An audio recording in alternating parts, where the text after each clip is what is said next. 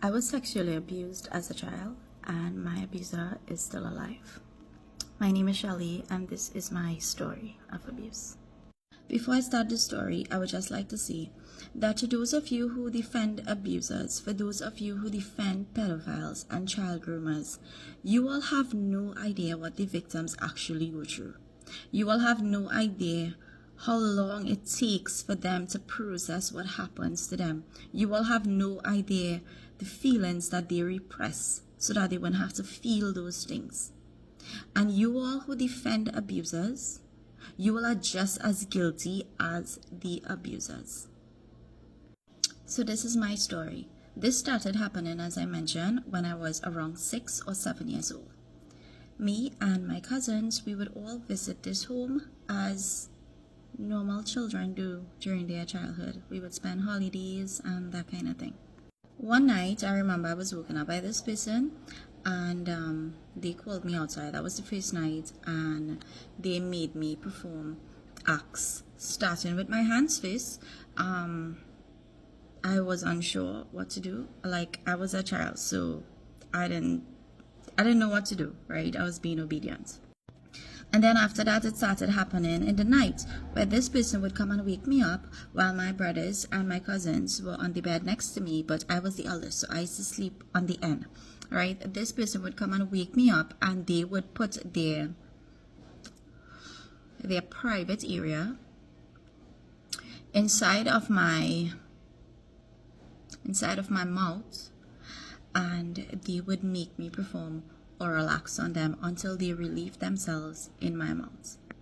As I got older, this person, keep in mind this person is a very religious person, a very prominent person in his faith.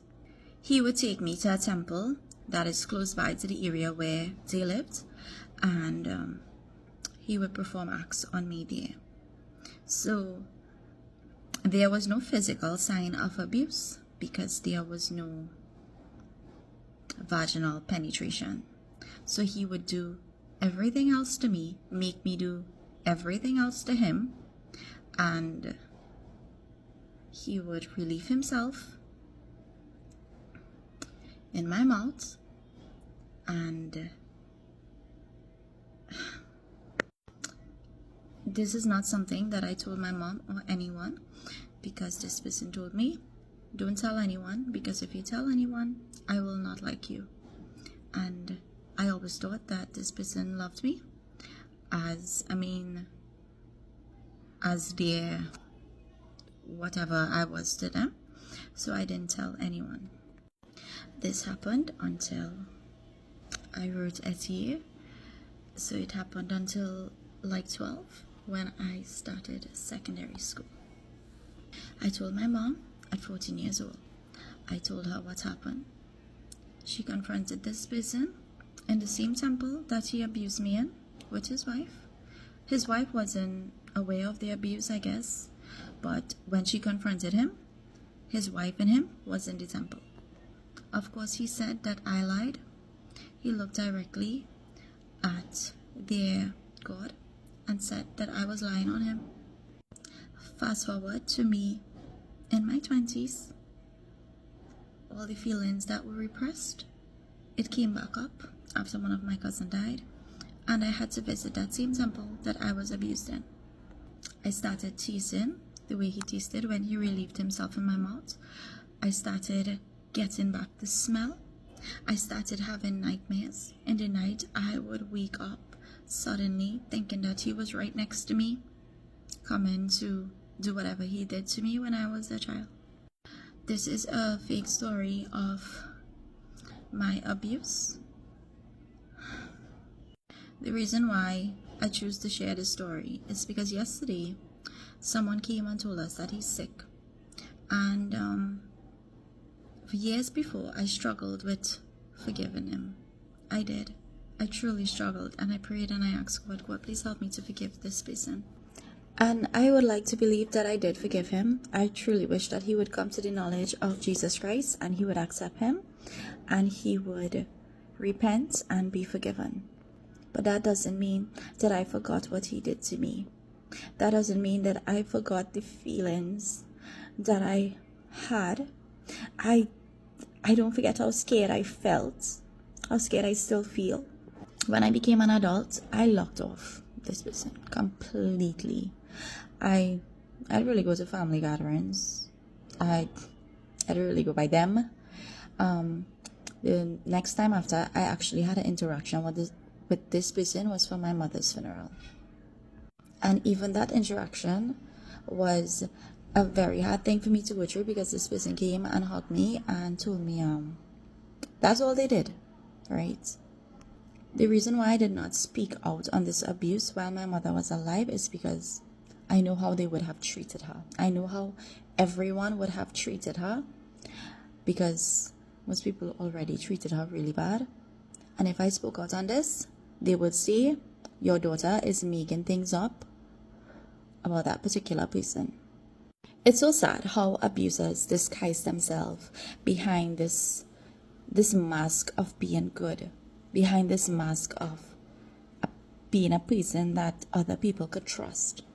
Now I think about, because this person is such a prominent religious person, what if he did this to other young girls who their parents trusted them with, meaning that there are certain duties and rituals that people would perform, and you would need certain people, and he is one of those prominent persons. So what if? But anyways, that is not part of my story.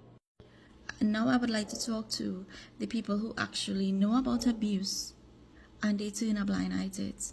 Yesterday someone told me that this person is sick. When I heard that he's sick, the first thing that I thought was, the day he died, it would have one less child groomer and one less pedophile to walk the face of Trinidad and Tobago.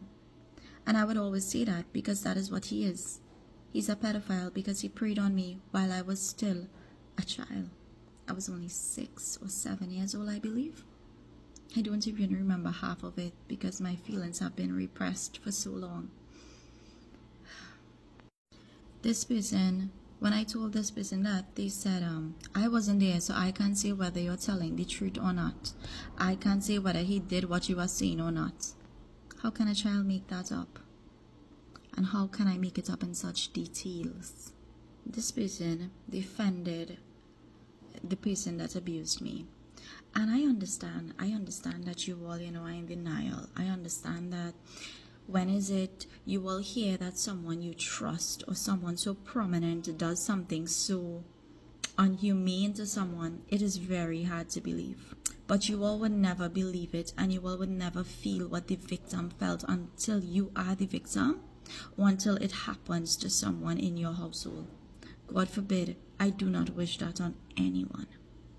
When this person said that to me, my heart instantly broke. And they even brought up religion. They said, when you are praying and when you have faith, you must learn to forgive. So what about this person that was praying? And what about this person that had faith, but they abused me in their place of worship? What about that? You all who defend abusers are the reason why victims stay quiet and don't speak out. Because why would I speak out when no one would believe me? Why would I speak out when you all think that I am lying? Why would I speak out? But I am no longer gonna protect this person's reputation. I'm not gonna wait until this person die, probably in the near or distant future, then to speak out, and then everyone would say, he is no longer alive to defend himself. So I would speak out while he's alive. And there are people who would look at this video and they would know exactly who I am speaking about. And there are some of them would even defend him still and say, she is lying, she's just looking for attention. And you know what? That's all well and fine, because I do not seek validation from you all. I don't ask you all for anything, so I don't need you all to believe me or not.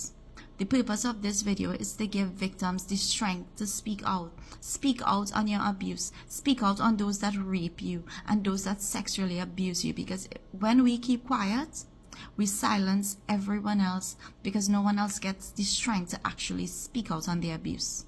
And to those of you who defend abusers, and to those of you who say maybe this person is lying, or it didn't happen that way, or maybe they're just looking for attention, you all are just as bad and just as guilty as the person that actually committed the act on the victim.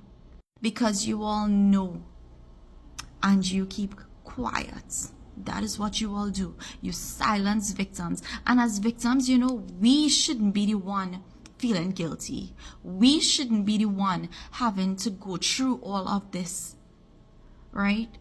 But the person that abuses us, they don't know what we go through. They don't know what we feel. They do not know what we struggle with. You as well, who defend them, you all don't know what we feel. You all don't even know what we struggle with. I am open to talking about this to any victim out there who wants to know more about my story. Feel free to reach out and I would share everything with you all. Because I am no longer protecting this person, protecting their reputation. My mother is dead. And trust me, that's the only person that I wanted to protect from all of this. That's the only person I wanted to protect. Because I know how people would have treated her if I said all this while she was alive. I hope that the victims who do come across my video, that you will find strength to also speak out on your abuse. And as I said, if you want to know anything about my story, feel free to reach out and I will share everything in explicit details because I have nothing to hide.